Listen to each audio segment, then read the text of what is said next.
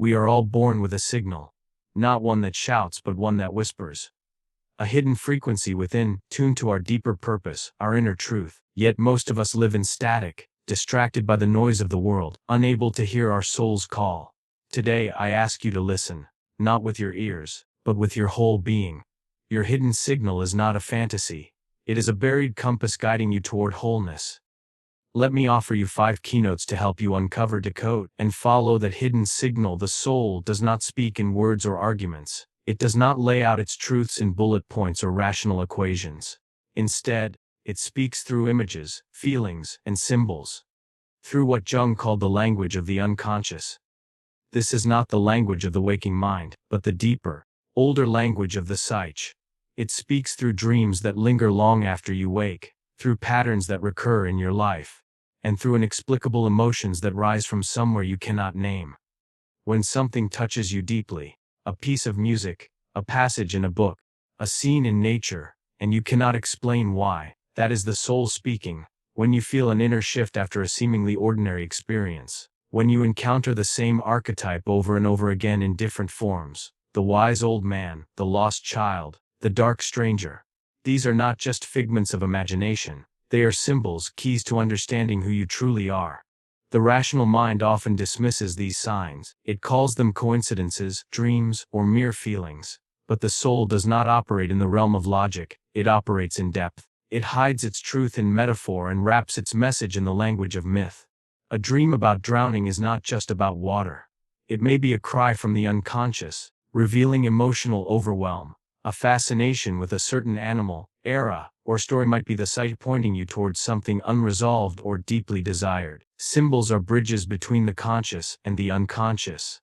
They are the way the soul sends messages from the depths to the surface. And if you ignore them, if you refuse to take them seriously, you risk ignoring the very parts of yourself that are trying to lead you to healing, to purpose, to wholeness. So pay attention. Not everything that is meaningful can be measured. Listen to the quiet symbols that surface in your inner world. There is a deeper intelligence trying to guide you, not from outside, but from within. The signal you seek, the deep, guiding pulse of your inner truth, is not always found in the light. It often hides in the very places you avoid, the places that make you uncomfortable, the thoughts you suppress, the emotions you've been taught to silence.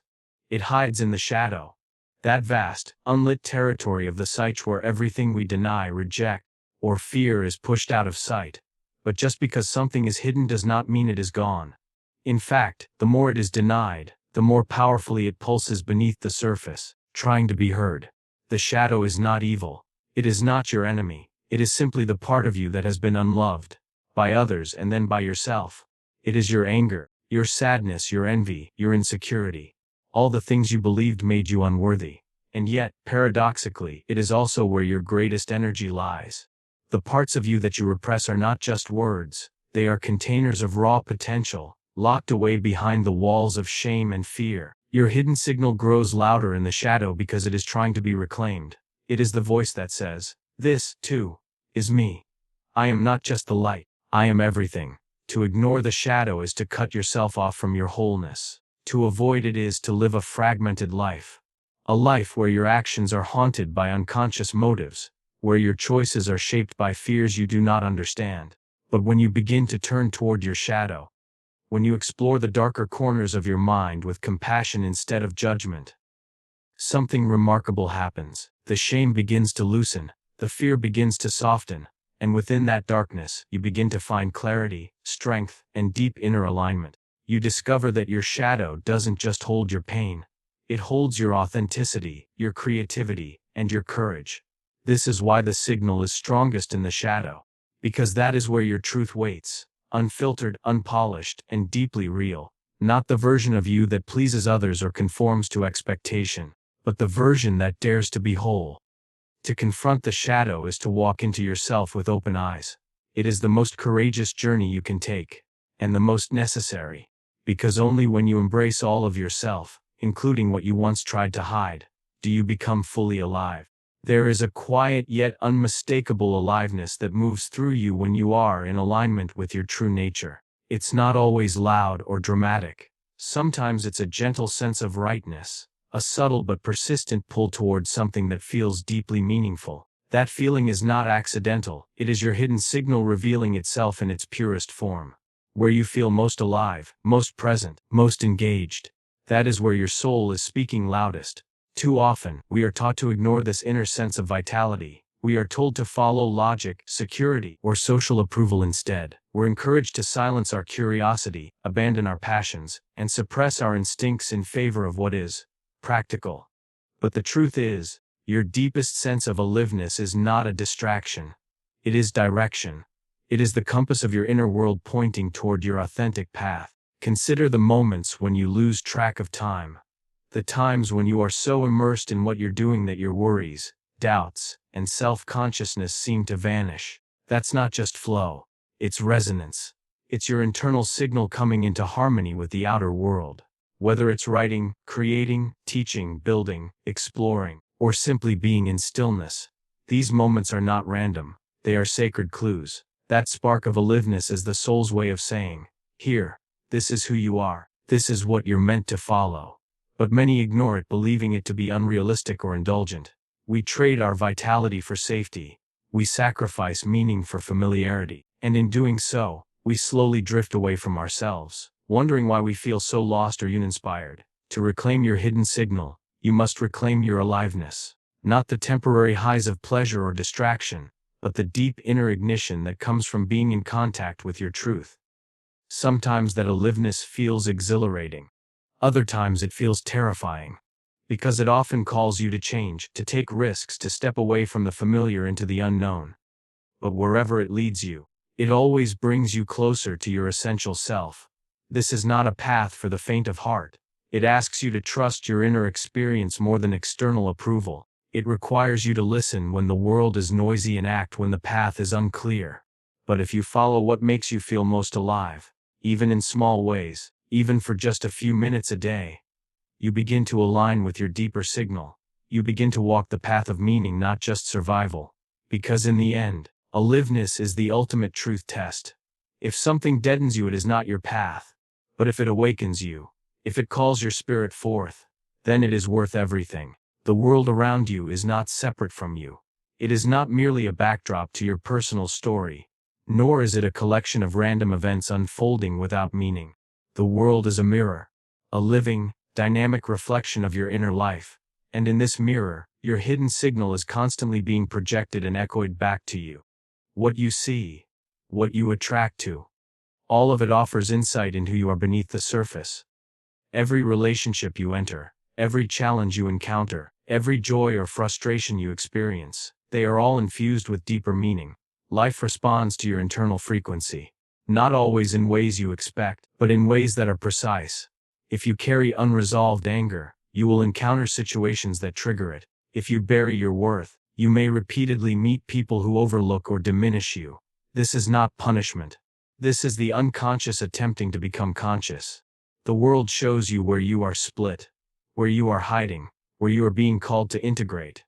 Your emotional reactions are especially important. When something evokes a powerful response, whether it be irritation, envy, or awe, that is a sign. What you project outward is often what you deny inward. If you are irritated by someone's confidence, it may be because your own power is buried beneath fear. If you are moved by another's creativity, it may be a call to rediscover your own forgotten passion. These are not just psychological theories. They are maps, invitations to look within, rather than continue blaming what's outside.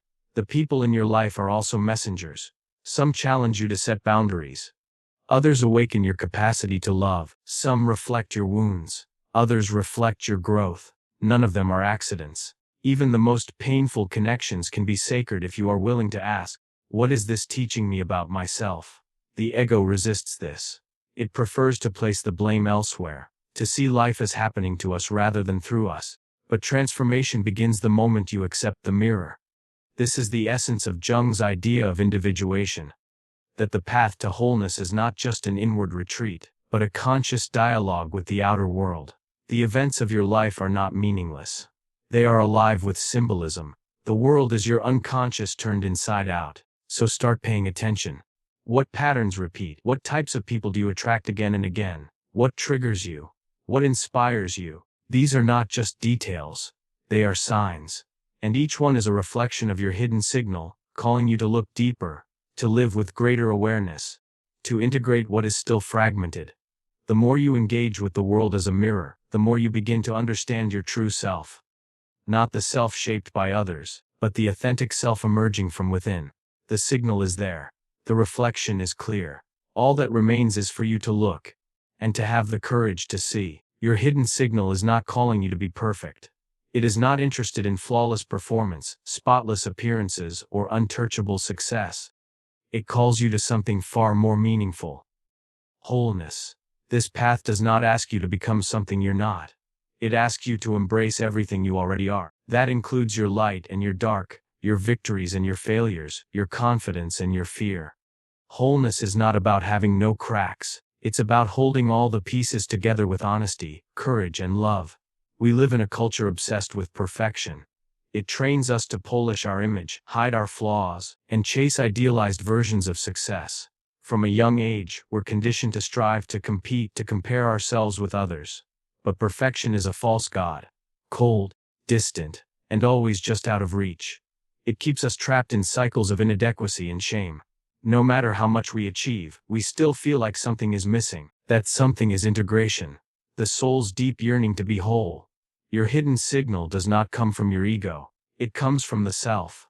The deeper, wiser part of you that knows you are already enough. Not because you're perfect, but because you are whole. Holiness means you no longer reject the parts of you that are difficult or inconvenient. You begin to see your anxiety not as a defect, but as a messenger. You view your wounds not as weaknesses, but as portals to understanding. You stop trying to cut away the parts of yourself that feel unacceptable, and instead begin the slow, sacred work of integrating them. This is the journey Jung spoke of, the journey of individuation. It is not linear. It does not promise comfort. It asks you to face the truth of your contradictions, that you can be both powerful and afraid, both wise and wounded, both broken and beautiful. And in this deep acceptance you find freedom. Not the shallow freedom of escaping your struggles, but the profound freedom of belonging to yourself completely.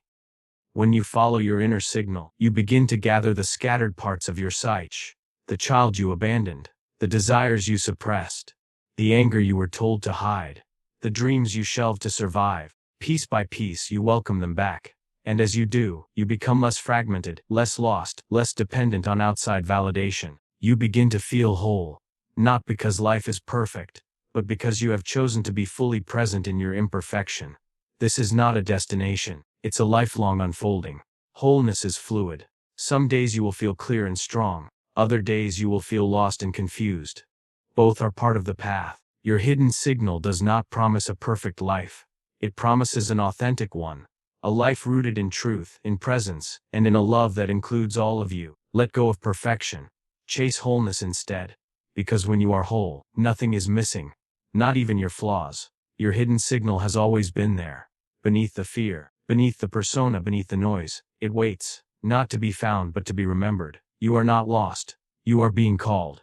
The self is sending a signal. And now, it is time to